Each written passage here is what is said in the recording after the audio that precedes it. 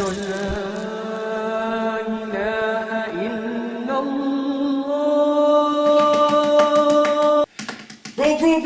what are you doing? You gotta put the TV, put the news on. You forget this, put the news on.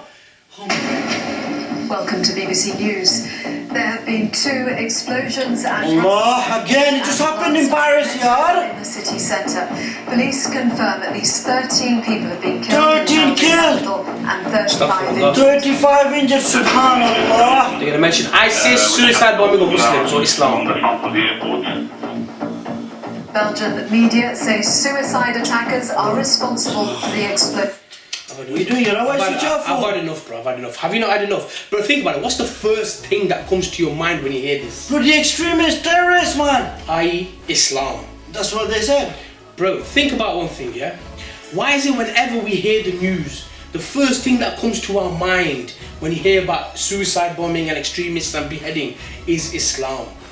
Did you know that in Islam, if you were to kill one innocent person, whether Muslim or non-Muslim, it's as if you've killed all of mankind? Man, they don't tell you that in the news, yeah? See, this is the thing.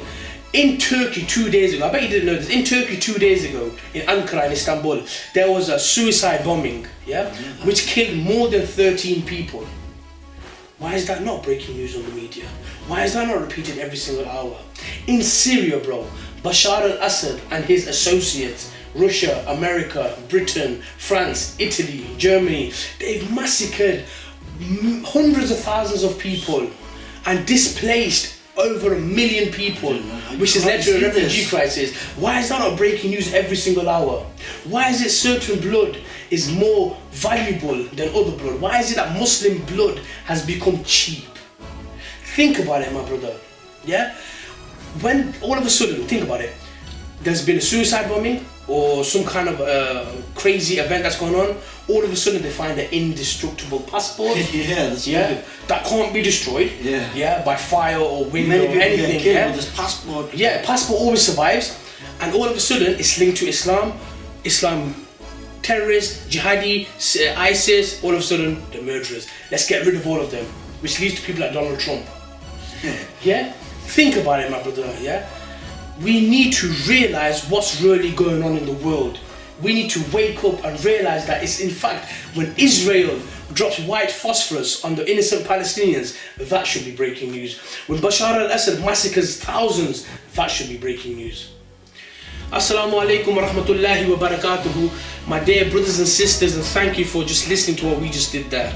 Now please, please, please, whenever you hear the news, always take it with a pinch of salt. No, not even a pinch of salt, take it with a kilogram of salt, a whole handful of salt.